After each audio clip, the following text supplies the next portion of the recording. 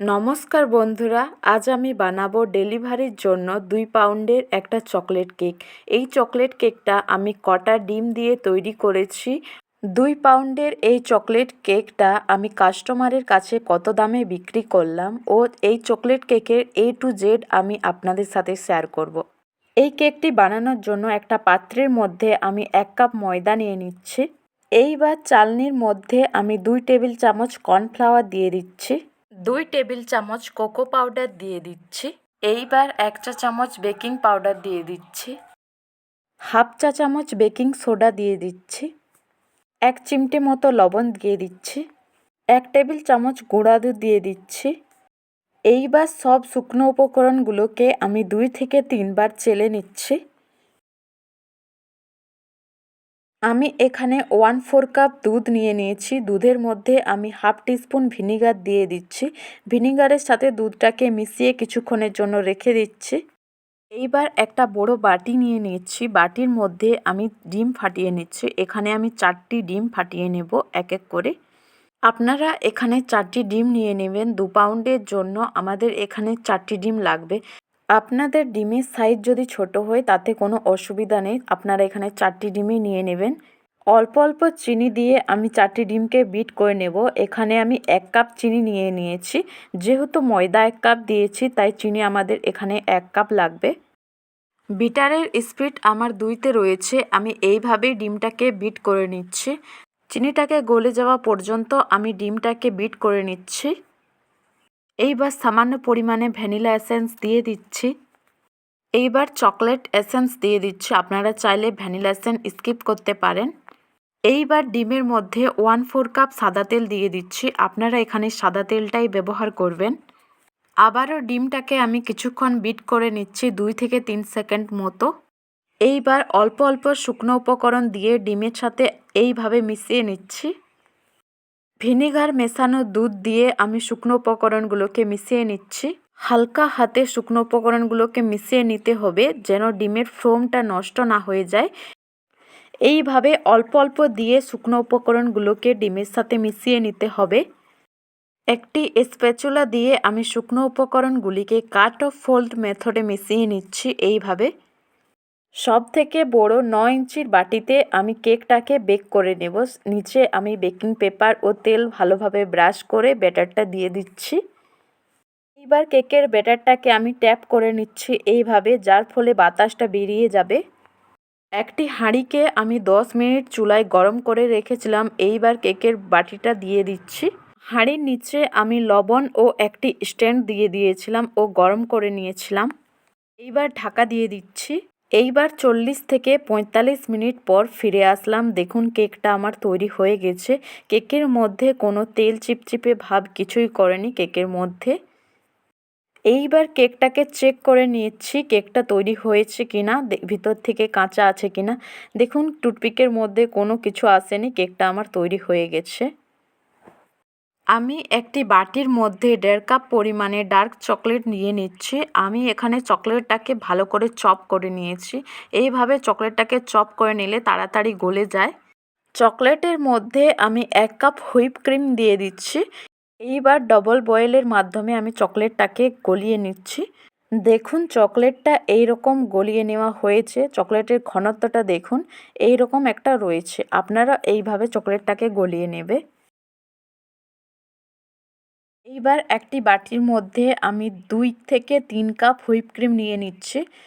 Chocolate কেকের চারপাশটা আমি এইভাবে ছুরি দিয়ে একটু কেটে নিচ্ছি। এইবার চকলেট কেকটাকে আমি মোল্ড থেকে বের করে নিচ্ছি। দেখুন এইভাবে হালকা ট্যাপ দিলে বেরিয়ে যাবে। এইবার উপরের বেকিং পেপারটাকে আমি ছাড়িয়ে নিচ্ছি। চকলেট কেকের উপরের পাতলা অংশটা আমি এইভাবে ছুরির সাহায্যে কেটে বাদ দিয়ে দিচ্ছি। এইবার চকলেট কেকটাকে আমি 3 থেকে 4 ভাগে ভাগ করে নিয়েছি। দেখুন আমার চকলেট কেকটা কেটে নেওয়া হয়ে গেছে। কতটা সুন্দর হয়েছে। এইভাবে আমি সবগুলো ভাগ করে নিচ্ছি। একইভাবে আমি কেকের শেষের লেয়ারটা কেটে নিচ্ছি। এইরকমভাবে আমি সবগুলো লেয়ার কেটে নিয়েছি। এইবার কেকটাকে সেট করব, সেই জন্য বোর্ডের মধ্যে অল্প পরিমাণে হুইপ ক্রিম দিয়ে দিচ্ছি। কেকের একটি লেয়ার বসিয়ে দিয়েছি। এইবার দুধ আর চিনি একদিকে আমি গরম করে নিয়েছি। এইবার দুধটাকে কেকের উপরে হালকা হাতে ব্রাশ করে নিচ্ছি। এখানে অল্প পরিমাণে দুধ আমি দিয়ে দিচ্ছি। এইবার কেকের উপরে আমি একটু বেশি পরিমাণে হুইপ ক্রিম দিয়ে দিচ্ছি। হুইপ ক্রিমটাকে এইভাবে কেকের চারিপাশে ছড়িয়ে নেব। হুইপ ক্রিমের সাথে আমি সামান্য পরিমাণে চকলেট গানাশ দিয়ে হুইপ ক্রিমটাকে বিট করে নিয়েছি। এইবার কেকটাকে আমি সমান করে নিচ্ছি। এইভাবে হালকা হাতে কেকটাকে সমান করে নিতে হবে। এইবার কেকের লেয়ারের উপরে আমি সামান্য পরিমাণে চকলেট গানাশ দিয়ে দিচ্ছি। এইবার চকলেট গানাশটাকে আমি কেকের চারিপাশে এইভাবে লাগিয়ে নিচ্ছি। কেকের আরেকটি ধাপ বসিয়ে দিয়েছি ও চারিপাশে এইভাবে দুধ লাগিয়ে নিচ্ছি। এই ধাপটির মধ্যেও আমি বেশি পরিমাণে ক্রিম নিয়ে নিচ্ছি। ক্রিমটাকে এইভাবে কেকের চারিপাশে ছড়িয়ে নিচ্ছি। একইভাবে এই ধাপটিকেও আমি সেট করে নিচ্ছি ক্রিম দিয়ে। 1 টেবিল চামচ চকলেট গানাশ দিয়ে দিচ্ছি। আগের ধাপটির মতো এই ধাপটিকেও আমি চকলেট গানাশ এইভাবে কেকের লেয়ারের চারিপাশে ছড়িয়ে নিচ্ছি। এইবার 3 নাম্বার লেয়ারটি বসিয়ে দিচ্ছি। আগের 2টি ধাপের মতো এই লেয়ারটার মধ্যেও আমি দুধ এইভাবে ব্রাশ করে নিচ্ছি। এইটা 3 নাম্বার লেয়ার, তাই আমি এখানে একটু বেশি পরিমাণে ক্রিম দিয়ে দিচ্ছি। একই রকমভাবে আমি এই লেয়ারের ক্রিমটাকেও আমি কেকটির চারিপাশে এইভাবে লাগিয়ে নিচ্ছি। উপরের লেয়ারের হুইপ ক্রিমটাকে আমি সমান করে নিচ্ছি, তারপর সাইডের ক্রিমগুলোকে আমি সমান করে নেব। এইবার হালকা হাতে কোনো রকম প্রেসার ছাড়াই উপরের ক্রিমটাকে আমাদের সমান করে নিতে হবে।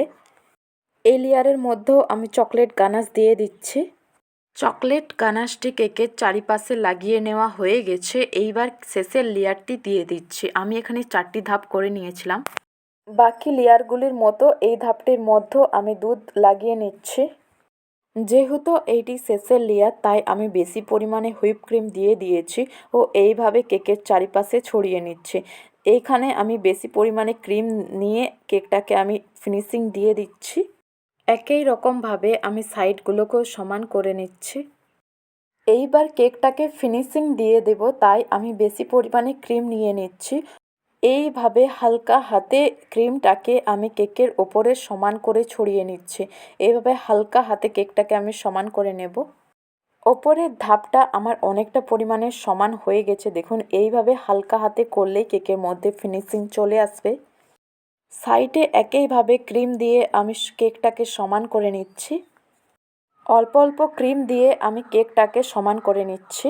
যে জায়গাগুলো গর্ত রয়েছে আমি সেই জায়গাগুলোয় ক্রিম দিয়ে আমি ভরাট করে সমান করে নিচ্ছি। কেকের মধ্যে ফিনিশিং চলে এসেছে দেখুন। এইবার আমি চকলেট গানাশ কেকের মধ্যে দিয়ে দিচ্ছি। এইভাবে আমি চকলেট গানাশ একটা পাইপিং ব্যাগের মাধ্যমে কেকের চারিপাশে দিয়ে দিচ্ছি। আমি এখানে বেশি পরিমাণে চকলেট গানাশ কেকের চারিপাশে একদম ভর্তি করে দিয়ে দিচ্ছি। চকলেট গানাশটা এইভাবে হালকা হাতে আমি সমান করে নিচ্ছি। যেহেতু চকলেট গানাশটি আমি কিছুক্ষণ আগে গরম করেছিলাম, তাই অনেকটা ঘন হয়ে গেছে, তাই আমি এইভাবে সমান করে নিচ্ছি। তাহলেই চকলেট গানাশটা আস্তে আস্তে কেকের চারিপাশে পড়তে থাকবে। টার্নিং টেবিল আস্তে আস্তে ঘোরাতে থাকলেই চকলেট গানাশটা আপনা আপনি পড়বে। চকলেট গানাশ দিয়ে আমার কেকটা রেডি হয়ে গেছে। এইবার ফ্লাওয়ার বানিয়ে নিচ্ছি। 1M নোজেল দিয়ে এইভাবে হালকা হাতে ঘুরিয়ে নিলেই চারিপাশে দেখুন একটা সুন্দর ফ্লাওয়ার তৈরি হচ্ছে। এইভাবে আমি সবগুলো ফুল বানিয়ে নিচ্ছি। কেকটির অর্ধেকটা অংশে আমি ফ্লাওয়ার বানিয়ে নেব। দেখুন এইভাবে এবার সমান করে কেকটাকে ভরিয়ে দিয়ে দেব ফুল দিয়ে। এইবার মাঝখানের ফাঁকা অংশগুলো আমি একই রকমভাবে ফুল বানিয়ে দিচ্ছি। এইভাবে হালকা হাতে ফুলটা প্রেস করে ঘুরিয়ে নিলেই দেখুন তৈরি হয়ে যাচ্ছে। এই ফুল বানানোটা অনেক সোজা, আপনারাও একবার ট্রাই করবেন। কেকের ওপরে ফ্লাওয়ার বানানো হয়ে গেছে। এইবার সাইডে আমি বর্ডার বানিয়ে নিচ্ছি। দেখুন এইভাবে হালকা হাতে ক্রিমটা উঠিয়ে নামিয়ে নিলেই তৈরি হয়ে যাচ্ছে বর্ডার লাইনটা। আমি এই বর্ডার লাইনটা 6B নোজেল দিয়ে বানিয়ে নিচ্ছি। আপনারা এইভাবে বর্ডার লাইনটা বানিয়ে নেবেন। এই তো বর্ডার লাইনটি আমার শেষ হয়ে গেছে। দেখুন কত সুন্দর হয়েছে। এই তো ডেলিভারি দেওয়ার জন্য কেকটি আমার তৈরি হয়ে গেছে। কেকের উপরে আমি নামও লিখে নিয়েছি। এই 2 পাউন্ডের চকলেট কেকটি আমি 800 টাকায় বিক্রি করেছি। আজকের এই কেকের রেসিপি কেমন হয়েছে সবাই কমেন্টে জানাবেন। রেসিপিটি ভালো লাগলে লাইক, কমেন্ট, শেয়ার করে পাশে থাকার জন্য অনুরোধ রইল সবাইকে।